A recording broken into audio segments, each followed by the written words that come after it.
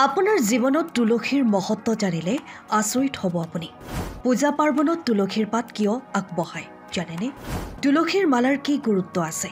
হিন্দু ধৰ্মত তুলসী কেৱল এটা সাধাৰণ উদ্ভিদ নহয়, বৰঞ্চ ই এক অতি পবিত্ৰ আৰু শ্ৰদ্ধাৰ স্থান দখল কৰিছে। এই কাৰণতে তুলসী গছ নিশ্চিতভাৱে প্ৰায়বোৰ হিন্দু ঘৰতে পোৱা যায় আৰু প্ৰতিদিনে পুৱা আৰু গধূলি তাৰ সন্মুখত চাকি জ্বলোৱাৰ পৰম্পৰা পালন কৰা হয়। তুলসী কেৱল পবিত্ৰই নহয়, ঔষধি গুণেৰেও ভৰপূৰ।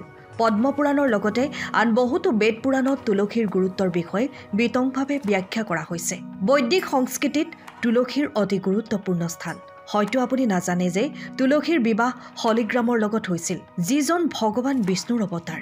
সেইবাবেই তুলসী ভগৱান বিষ্ণুৰ অতি প্ৰিয় আৰু তেওঁৰ প্ৰসাদত তুলসীৰ পাত অন্তৰ্ভুক্ত কৰাটো বাধ্যতামূলক বুলি গণ্য কৰা হয়। কোৱা হয় যে ভগৱান বিষ্ণুৱে তুলসী পাত অবিহনে প্ৰসাদ গ্ৰহণ নকৰে। গতিকে যেতিয়াই সত্যনাৰায়ণক পূজা কৰে বা বিষ্ণু ভগৱানক খাদ্য অৰ্পণ কৰে, তেতিয়াই তাত তুলসীৰ পাত নিশ্চয়কৈ দিব। ভগৱান শ্ৰীকৃষ্ণইও তুলসীক বৰ ভাল পায়। তেওঁক পানী আগবঢ়ালে সেই পানীত তুলসীৰ পাত নিশ্চিতভাৱে মিহলি হয়। লগতে ফুলৰ লগতে তুলসীৰ পাতো আগবঢ়োৱা হয়। যদি মাঞ্জাৰীও আগবঢ়োৱা হয় তেন্তে ইয়াক আৰু অধিক শুভ বুলি গণ্য কৰা হয়। ভগৱান শ্ৰীকৃষ্ণই তুলসী পাত অবিহনে কোনো প্ৰসাদ গ্ৰহণ নকৰে। আপুনি পঞ্চভোগ প্ৰস্তুত কৰক বা 56 ভোগ আগবঢ়াওক, ভগৱান শ্ৰীকৃষ্ণই তুলসী পাত অন্তৰ্ভুক্ত কৰিলেহে গ্ৰহণ কৰে।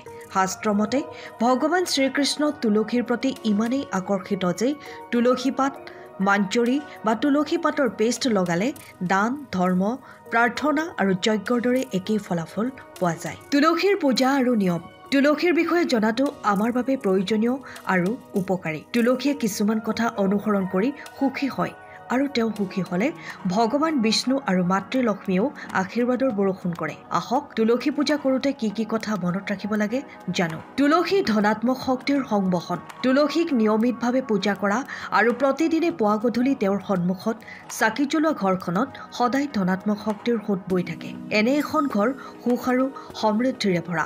মনত ৰাখিব যে যেতিয়াই লেম্প জ্বলায় তেতিয়াই তাৰ তলত ভাত অলপ ৰাখক। ঠিক যেনেকৈ আমি পূজাৰ সময়ত কলাশৰ তলত ৰাখোঁ।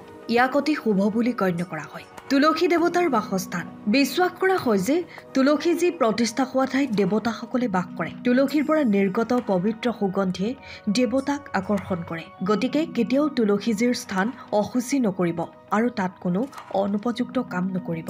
তুলসী মাটিৰ গুৰুত্ব। তুলসীৰ মাটিও সমানেই পবিত্ৰ বুলি গণ্য কৰা হয়, কাৰণ ইয়াত তুলসীৰ শিপা থাকে আৰু তাৰ ওপৰত পাত ফুল সৰি পৰে। শুভ কামৰ সময়ত এই মাটি কপালত লগালে বা ওচৰতে ৰাখিলে সকলো কাম সফল হয়। তুলসীৰ তলত গজা সৰু উদ্ভিদ আৰু ঘাঁহৰ গুৰুত্ব। কেতিয়াবা তুলসীৰ পাতত সৰু সৰু গছ বা ঘাঁহ গজি উঠে। অসাৰ বুলি নাভাবিব। তাৰ পৰিৱৰ্তে কাপোৰ এখনত বান্ধি ঘৰৰ কোনো গুৰুত্বপূৰ্ণ স্থানত যেনে আলমাৰী বা নিৰাপদ স্থানত ৰাখক। ই ধন সম্পত্তি আৰু আশীৰ্বাদ অনাৰ প্ৰতীক। তুলসী মালাৰ গুৰুত্ব। তুলসী মালাৰ গুৰুত্ব তুলসী পাত আৰু মাঞ্জাৰীৰ লগত একে।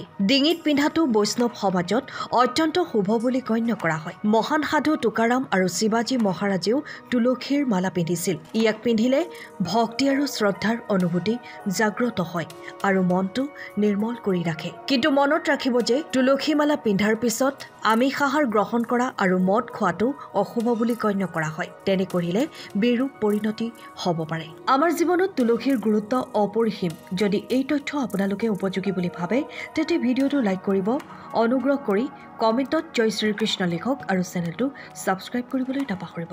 ধন্যবাদ।